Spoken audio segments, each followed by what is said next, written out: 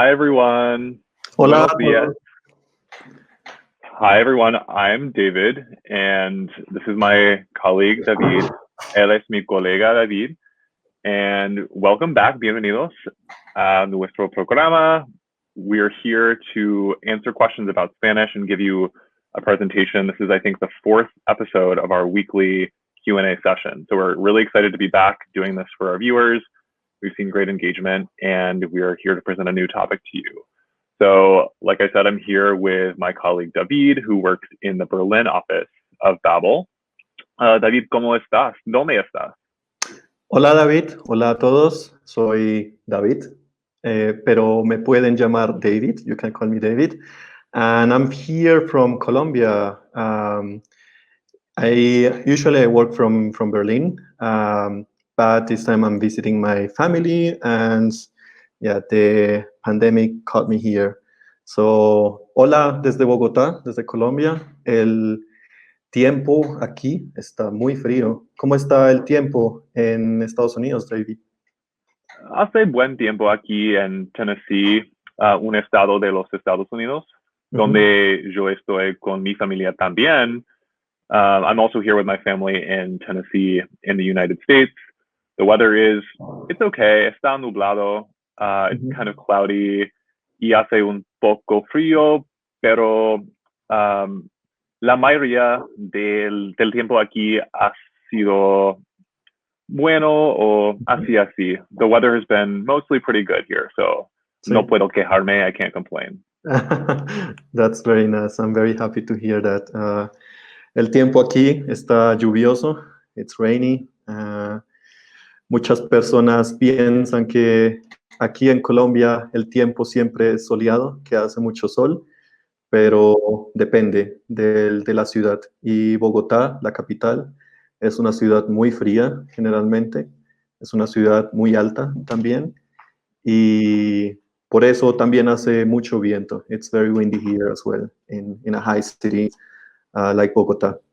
But here we are, very glad to see you again, to see also our viewers here, our Spanish learners interested in learning Spanish, who also have some questions. And we prepared a topic for you today, but I think before we start, maybe we can recap what we saw last time, because we have some work for today. Right, David? That's right. Last time we presented about reflexive pronouns, if you remember, and if you couldn't join us, that's okay too. We'll give you a really brief overview when we present this example sentence. That was the homework from last time, la tarea. So basically, as we explained in our last week's video, reflexive pronouns are used when the verb that you're doing refers back to yourself. So whether it's showering yourself, yo me ducho, or it's calling yourself something, so yo me llamo David. You use a certain pronoun to capture the idea that the verb is being done to the self. So if you remember, we gave you this example sentence last time, and it is right here. So it is, me gustaría quedar something en casa el fin de semana, pero no puedo. So before we reveal the answer, why don't you go ahead and comment what you think it might be below. I think you can only post the comment with the reflexive pronoun that is missing.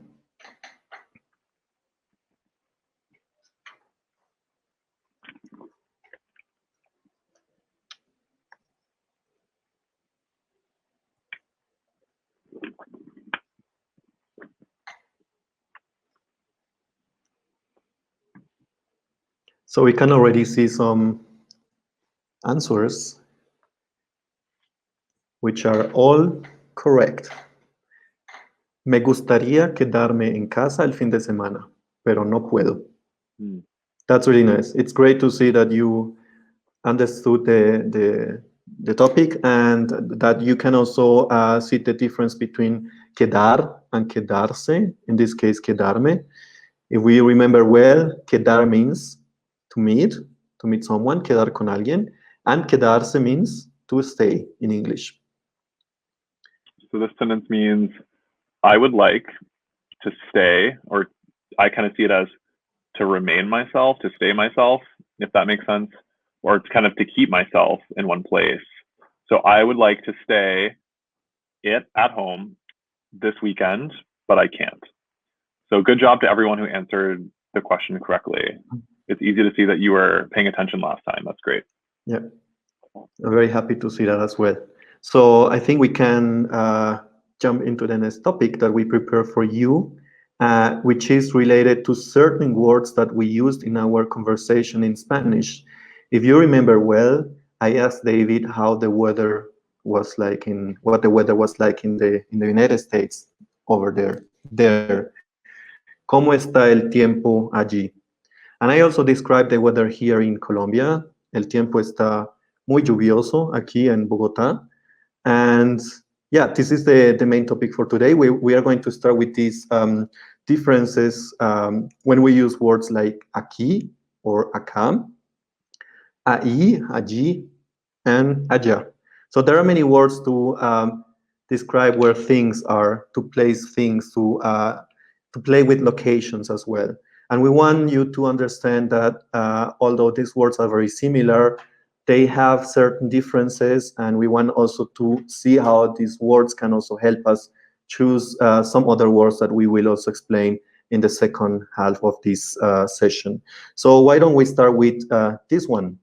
Aquí and acá. Both are synonyms, so that means that we can use them in a certain context where we are talking about something that's here, like for example, aquí no hay estaciones. There are no seasons here, which applies to Colombia. We don't have summer, winter, and spring and autumn. Aquí no hay estaciones. So I could also say acá no hay estaciones. And in Spanish, we can place this word in the beginning of the sentence, like we can see here. Or I can also say no hay estaciones aquí, no hay estaciones acá. That would be a similar sentence structure as in English. So I think this is very simple to understand. We have aquí and acá. Acá is not very used in Spain, but they can understand us when we use acá. It's more, it's widely used in Latin America. So now we can skip to the second pair of words, which David can show to you. So here we have the word meaning there. We just showed you the word or words meaning here. So naturally, the next step is ahí or allí, depending on if you pronounce the double L as kind of the ya sound or the sh sound, which you might do in Argentina, for example. But either one is correct, ahí or allí, ashi. I was always taught allí, so I say that, but there's really no wrong way to pronounce it. They mean the same thing. So an example sentence would be, allí tenemos algunos libros para ti. There we have some books for you. So it's kind of clear to see in which context you would use aquí or acá. It's the same sort of situation in English you'd use the word here. And ahí and allí are for the sort of context you'd use the word there. It's pretty easy, I think, to draw the difference between the two. Something that is aquí is within your direct vicinity, it's close by, and it's easily accessed. Whereas something that is allá, or I'm sorry, ahí or allí, is maybe a little bit more distant from you than something that's aquí or acá. So I think the example sentence does a good job of capturing that. Mm-hmm. Yeah, you're right, David. And we have also a last word describing distance, which is also very similar to allí, which is allá. So I'm going to display it on the screen, allá, which means over there. So it describes a distance that's further away from our side. So as we can see here in the example, I ask, ¿has visto mis gafas? Have you seen my glasses? And the answer could be, sí, están allá, sobre la mesa. Yes, they are over there on the table. So as we can see, allá describes a distance that is further away in comparison to a G and IE. But I must admit that among native speakers, we don't recognize like a difference, a clear difference between a G, a Ja, and IE. So this could be easily interchangeable in Spanish as well. Uh, I could say, sí, están allí sobre la mesa if I see the table, but I cannot reach the glasses. But allá is also completely okay. Or I can also use sí, están ahí. And I think this difference, these groups of words can also help us understand another topic that we are going to um, present today, which is the use of something that we call in linguistics demonstrative adjectives. So what are these words? So I bet that you have already seen words like este, esta, estos, estas in Spanish. So let me add it here on the screen. These are the words that we use when we are talking about objects, nouns in general that we want to place here in our proximity. So we saw in the beginning that acá and aquí describe a position that's nearby. So it's in our reach. But what if we see some examples of when to use these words? So I have here some sentences that I can show to you, saying, for example, esta flor es para mi madre. This flower is for my mother. Aquí tenemos, here we have the word esta flor, and we have the noun flor, which means flower. So as we can see, the use of este, esta, estos, on estas depends on the noun, the word that we have next to it, which is flor, and the gender and the number. So here we have flower, which is una flor, la flor. It's a noun that we use with the article la flor, and therefore we use esta. But what happens if we have, for example, a male noun like libro? So we all know how to say book in Spanish, the book. So I can also say a sentence like, me gusta mucho este libro. Y este de aquí. I like this book very much. And this one here. What's the difference here, David? So we have este libro, but in the question, we have este without another word. So we just say this one here. What's the difference? So the difference is that in the first sentence, me gusta mucho este libro, you have a noun that follows what we're calling this demonstrative adjective, which is just a fancy name for the words this and that, like you said, or these and those. So when you have one of these words, for example, este, which means this, in front of the noun, libro, which is a singular masculine noun, then you have to, you're actually specifying what noun you're referring to. So este libro, or in the previous example, esta flor. So it's clear, this flower, this book. But the cool thing is, and where the difference comes in, is that in the sentence, the response sentence, y este de aquí, it's clear that we're already talking about books. You know, I said, I like this book a lot. So then someone else could point to a different book and say, well, what about this one? And you don't have to actually specify this book. You don't have to say, y este libro de aquí, because according to the context, we both know we're referring to this book. So then when you point to this book, it's clear that you don't have to even say libro to begin with. So it makes it kind of easy if you have communicated well enough to your conversational partner what you're talking about or the noun you're referring to, you can leave out the noun and only include this demonstrative, what would then be called a demonstrative pronoun, because it stands in for the noun and you don't have to actually say the noun. That's right. So as a recap, we saw words like este, esta, estos, and estas. Just remember the ending and don't get confused with este. Este refers to a noun that is masculine. As we could see here in the example, we're talking about a book, el libro, and therefore we say este libro. If we were talking about gafas, like glasses, for example, I would say estas gafas. So this is how we use these little words here. But what about increasing the distance, like talking about something that we cannot reach? So something that's there. Um, that's why we have here these words ese, esa, esos, and esas.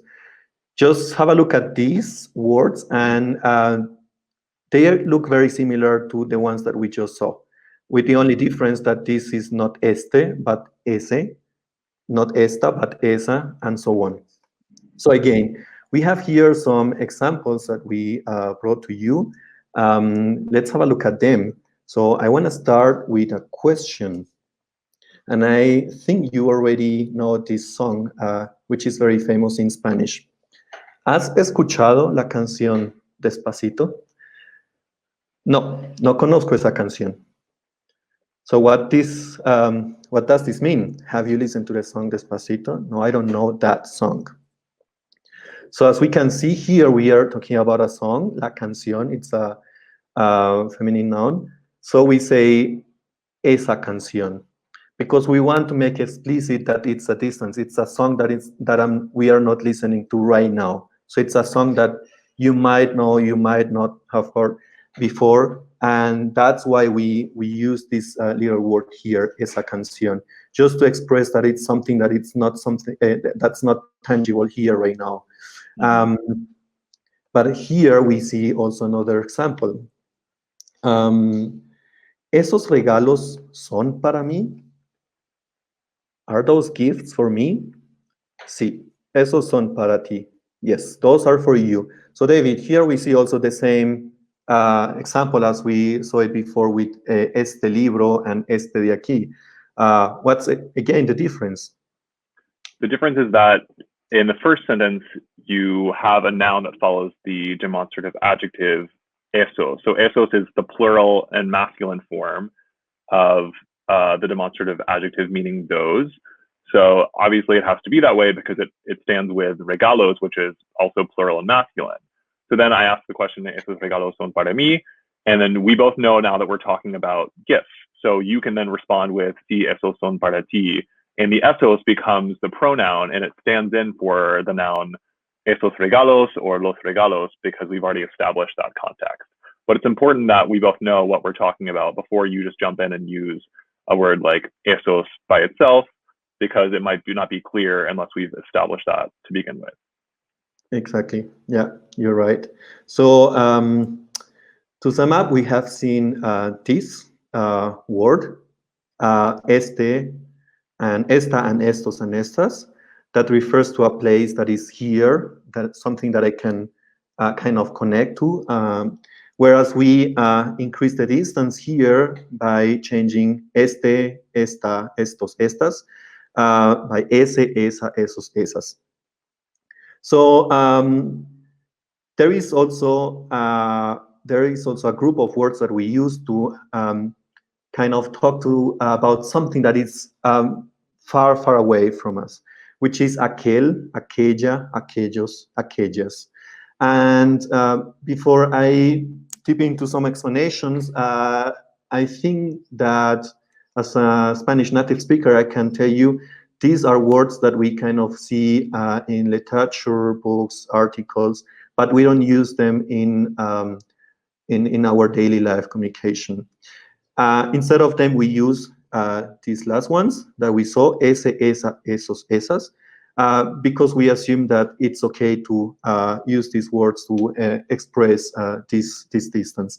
But I think it's worth mentioning here, David and I agreed on that.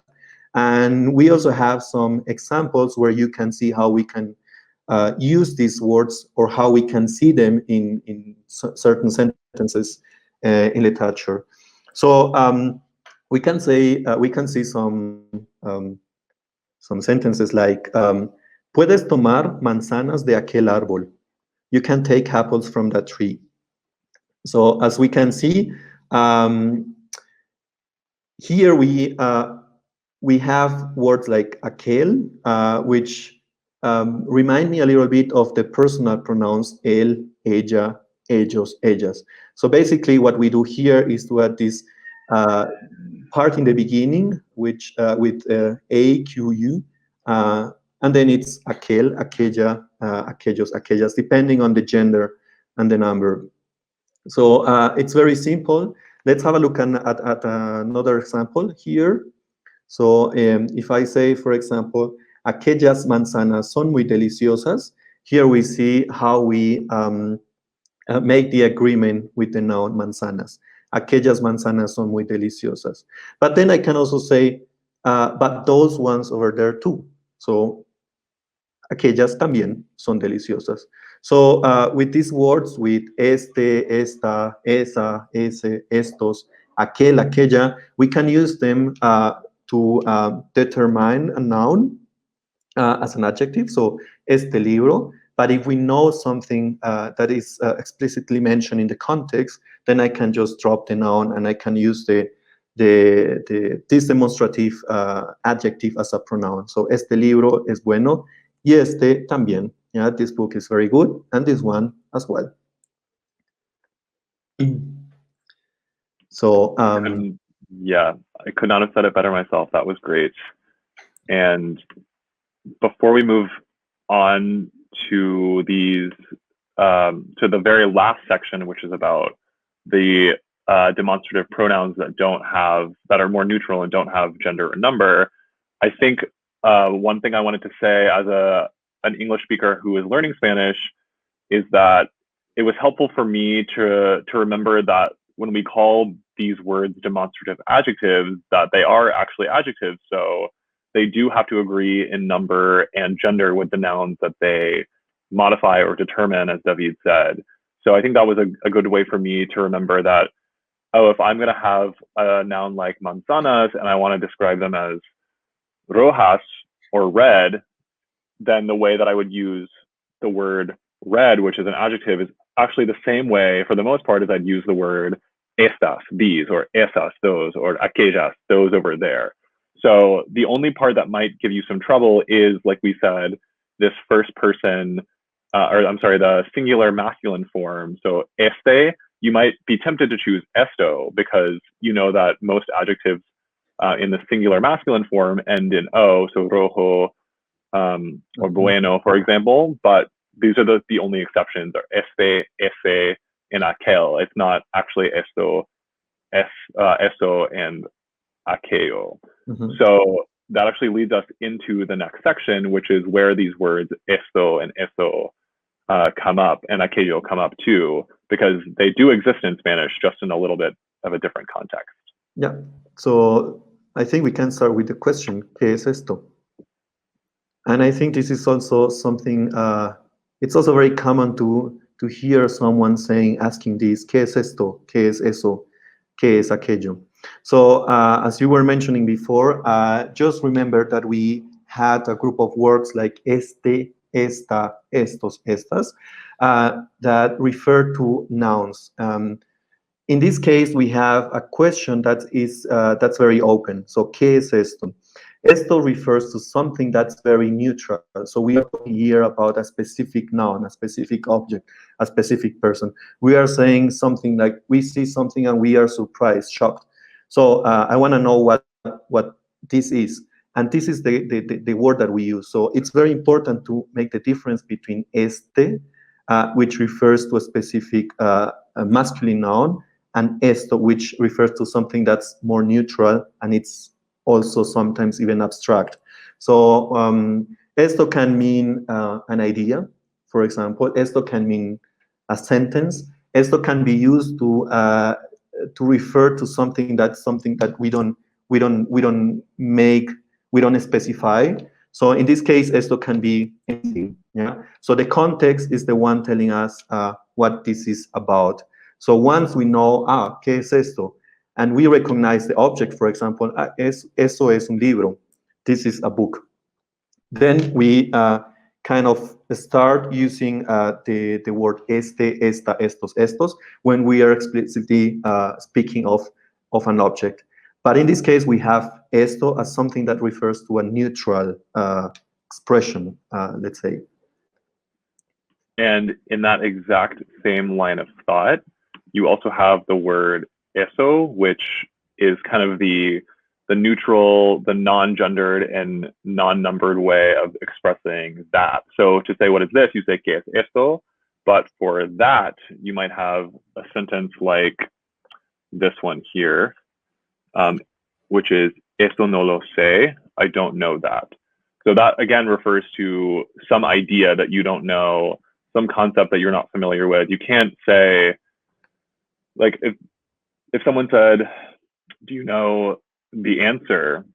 Then the answer, la respuesta, it has a gender, it has a number. So you might be able to say esa respuesta no sé, I don't know that answer. But because we don't know if we're talking about an answer or something else, you just can say eso no lo sé, and that kind of conveys I don't know that generally, whether it's the information or the address of someone's house. It's just kind of something that you don't know. Exactly. So here we are referring to a piece of information, something that we don't make to specify. And I think something that helps us a lot is to know that after eso, there is no noun. So no noun follows eso. We cannot say eso libro, esto celular. No, este celular, because here I'm using a demonstrative adjective for a male, for a masculine noun, which is celular, el celular, este celular. But if I want to say something about an idea, about something without being too specific, then we will use esto, eso, and aquello, depending on the distance that we saw before with aquí, acá, ahí, allí, or allá. So if we want to see an example with the word aquello, which is also a neutral expression here, here we see also through the translation that aquello means that. So I don't want to talk about that. If I tell this, if I say this to David, for example, David doesn't know the context of this. Maybe it's a property, it's something that's happening, and I can explain this a little bit. But by using esto, eso, and aquello, we are just taking a resource to say there is something, but I don't wanna say what that specifically is. And I think you can also just as easily say no quiero hablar sobre eso también. To get back to our earlier point, there's not as clear of a distinction between aquello and eso, or aquellas and esas. I mean, I tend to view allá and its associated demonstrative adjective aquello, aquellas, whatever, as more over there versus ahí, allí, esos, esas as more there. But it's kind of hard to distinguish, and everyone will understand what you mean if you say no quiero hablar sobre aquello versus sobre eso. It's just kind of what you feel in the moment. I think it sounds very poetic in Spanish, like if you use words like aquello.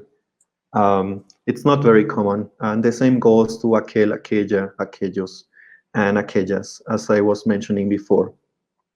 So I think these are the explanations that we brought up here for you. And if you have any questions, just drop it here as a comment. And yeah, we will try to answer it. I think while we wait on some questions to come through, maybe we should do some example sentences to see how much. Yeah. I think, David, I can mention something that is being asked here by Maralyn, because she's asking el árbol allá.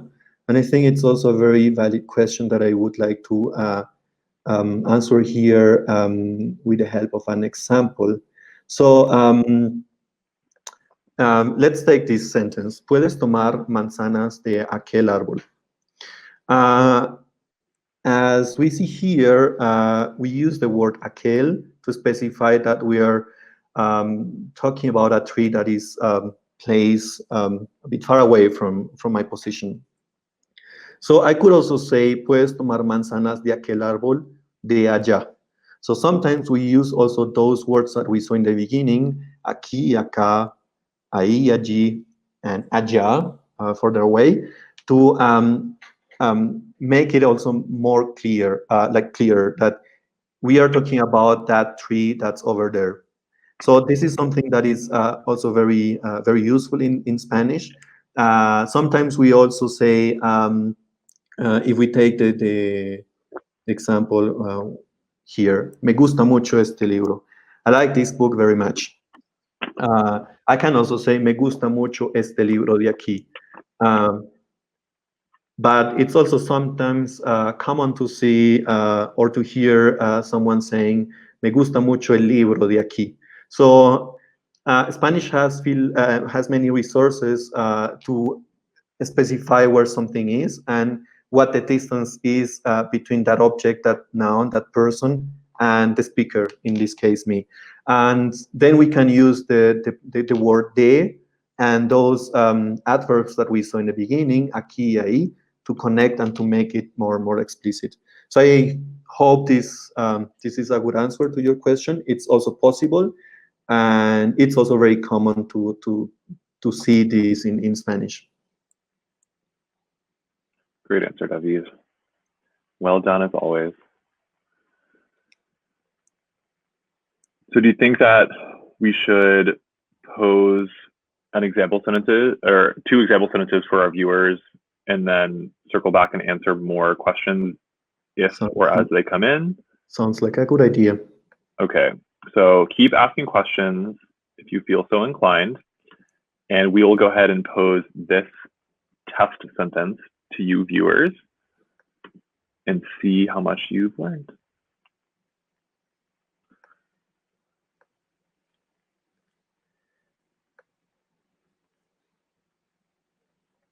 So the sentence is, blank, vestido de aquí es muy bonito, ¿no crees? So what is the demonstrative adjective that would go in the blank?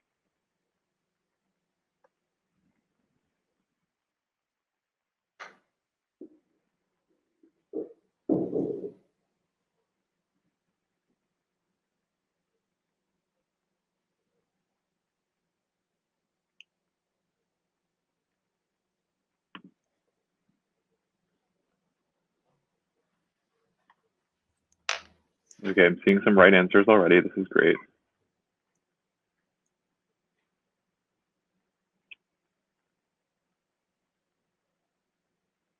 It's a pity that we cannot see words here bolded, because we wanted to stress a key, which might be a kind of a help for our learners.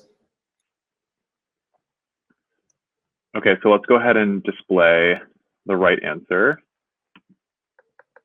And Hollis had it right. The answer is este, but I also noticed that Dana commented este or ese, and technically both of those could be correct. We were going for este because, as David said, we wish that we could have stressed or bolded the word aquí, because we wanted to emphasize that what we were talking about, the vestido, the dress, that's here with us, is very beautiful. So we were trying to convey this dress right here that we both are close to and next to is very beautiful, don't you think? That being said, you could technically say essay as well, but we're trying to stress that the context would encourage you to use essay because it's more this, it's more immediate and right here. Yep. So, este vestido de aquí es muy bonito, ¿no crees? Would be the most optimal answer. Yeah. And that's because vestido is a masculine singular noun, meaning dress. And so it requires a masculine singular demonstrative adjective, este. Very well done, everyone.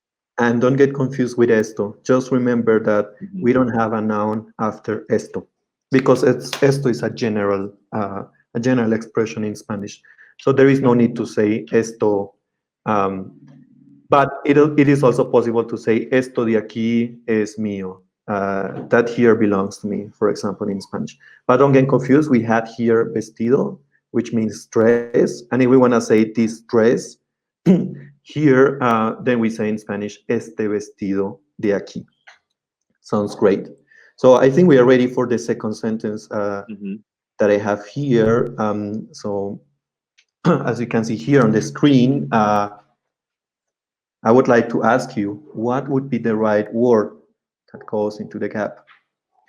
Estas fotos son fantásticas, pero me gustan más de allí. And remember what we said last time about having the word aquí for el vestido, and now we have the word allí. So what would go with allí? Which means there. There.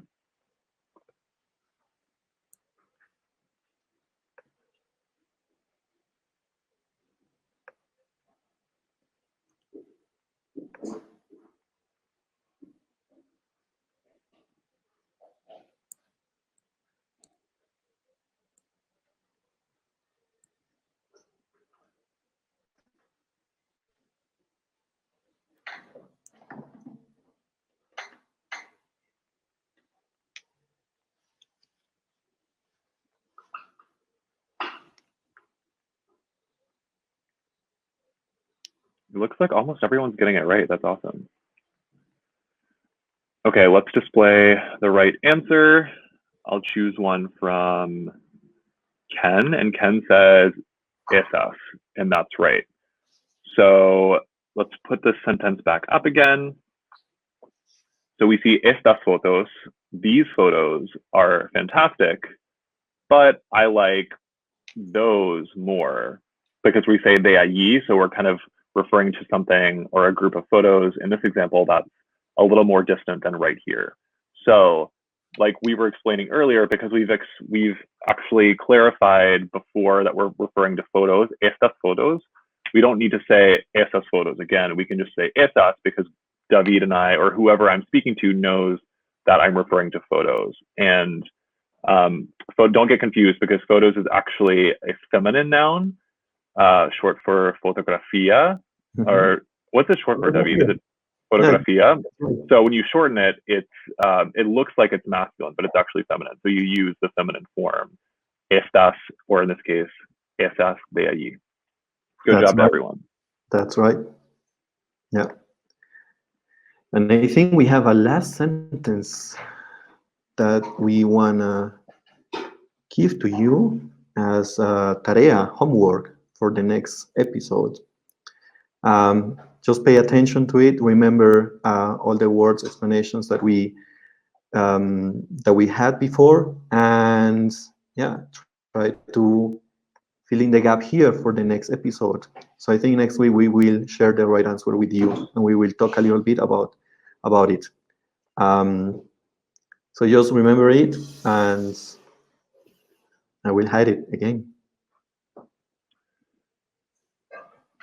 All right. In the meantime, feel free to keep asking questions, and we will do our best to come through and answer them after the presentation, or we'll get to them next week if you have a particularly great idea for a topic for the next episode, something we can address. I see some ideas already that we'll be sure to note. But we have a poll on our Facebook page for idea topics for the next few episodes, so feel free to go vote in that poll. Choose between the ideas that you'd like to see the most. And also feel free to keep in touch with us on our social media platforms as well. So you can find us at Babbel USA on Twitter and Instagram.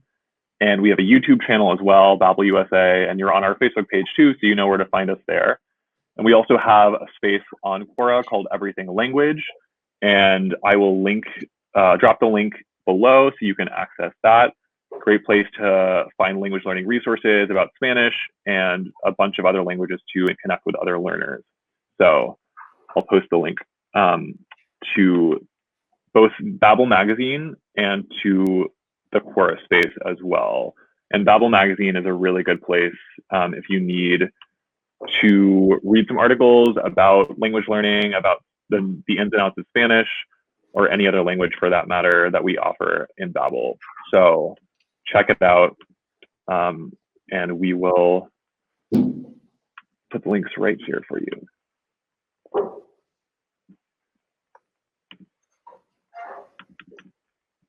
Great.